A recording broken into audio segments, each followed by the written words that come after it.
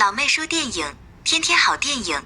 大家好，我是阿妹，今天和大家一起分享最近挺火的日本电影《盗钥匙的方法》。故事开始，女主身为一个杂志社主编的大龄剩女，有着严重的强迫症。她决定无论如何也要按照规划解决掉婚姻问题。另一边，男主是一个夜声名显赫的杀手，喜欢听古典音乐。大家注意看，非常专业，轻飘飘过去几刀捅死目标。你们还年轻，可能不知道这几招的来路啊。我跟你们解释一下，这个叫做弹钢琴杀人法，中国有专家专门研究过这个领域。龙套男是一个不折不扣的失败者，想要上吊自杀也没成功，无意间看到口袋里还有一张搓澡券，想一想，反正要死了，死之前用掉也不浪费，对不对？就去洗个澡。而男主刚杀了人，袖口沾了点血，有点强迫症的他也进入了同一家浴室，结果一脚踩滑，一个分腿前空翻转体180度。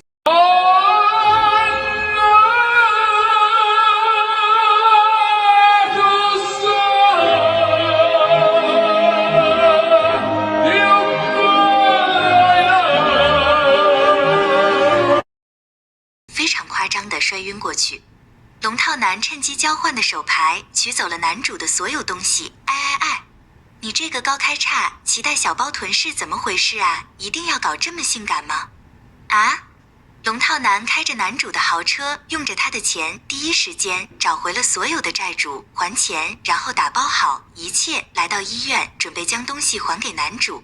哪知道，男主竟然失忆了。男主看病历上的名字，误以为自己就是眼前这个无比失败的龙套男的身份。好心的女主顺道送男主回家，也可怜他的境遇。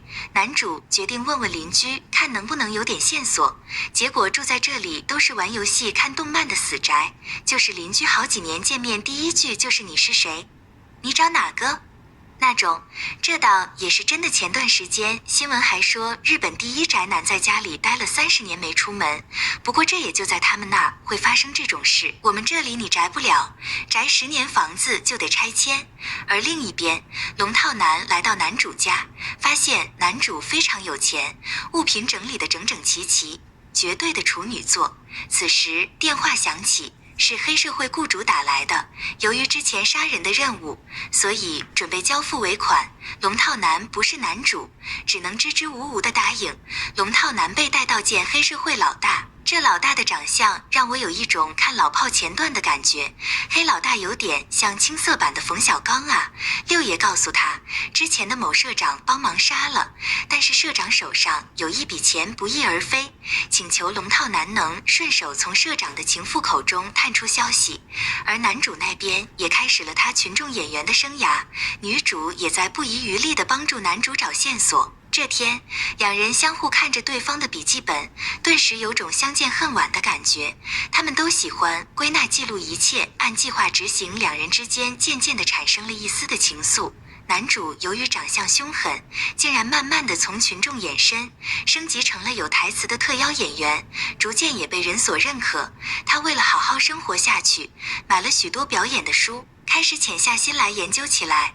他肯定想不到自己原本是个职业杀手，一瞬间竟然变身群众演员了。对正是努力的人，到哪里都会努力，不努力的人到哪里都有借口。女主也很高兴他重拾生活的信心，但是想自杀的又不是他，视角来的龙套男这里，他肯定不可能去杀小三的，但是也问不出钱的下落，便想了个计划，将小三劝到别处躲起来，自己假装送外卖的去找小三。在这种场景和情节下，我怎么有一种期待的错觉呢？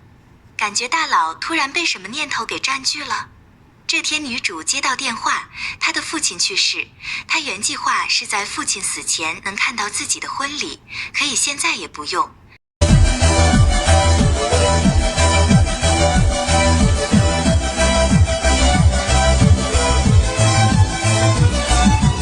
伴随着悠扬的古典音乐，男主似乎回忆起了自己的身份。另一边，龙套男其实并不知道他跟小三的对话已经被监听了，只得仓促逃跑。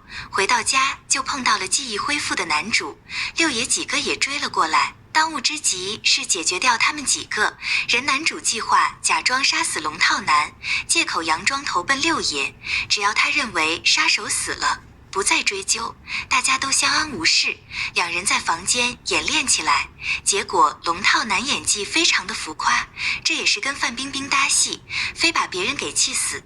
你说你简单点翻眼睛就死的事，你给我整这么大个动静，自己美美哒的戏全都给你抢了，连男主这个杀手都看不下去了，开始教他演技，同时也告诉了龙套男，他从来没杀过人，那些他所谓杀死的人全部都是假死，换了个地方生活而已。来到跟黑社会约定好见面现场，正当两人按原计划表演，结果女主突然闯入，打乱了男主的计划。女主也知道了男主的真实身份，为了不让女主被牵扯进来，男主决定独自去找六爷，将自己原本的积蓄拿出来化解此事。哪知道钱早就被龙套男给花光了，龙套男和女主也不得不按要求去小三家里见面。当六爷几个人带着男主来到小三家，发现地上躺着小三和孩子的尸体，龙套男也发挥起来。他斥责六爷根本不专业，打乱了他的办事节奏和风格。虽然演得不错啊，哪知道六爷也是经历过腥风血雨的，知道血是有腥味的，演技是有点突破，就是道具准备的不怎么地。当六爷准备下黑手，女主突然站起来告诉他们钱其实就在这里，墙上挂的几幅画还有旁边的几个藏品加在一起，价值高达2亿日元。看到钱被找回来了，六爷很高兴，答应男主自己去解决掉这几个人。男主当然是不会杀死他们的，马上就报了警，抓了六爷几个人，根本就不给他拿武士刀单挑，倒地玩煽情的机会。男主放了龙套男和小三，然后跟广末凉子从此过着神仙眷侣的生活。龙套男虽然偷了别人的东西，但既然第一时间是给朋友们还钱，而且为了救人，想方设法地保护小三的性命。男主说是职业杀手，一直都没有真正的杀过人，帮助被杀者消失，从中两头拿钱，算是一个投机主义者，而且最后还一心挽救另外3个人的性命，所以本身电影是十分暖心的。看完过瘾吗？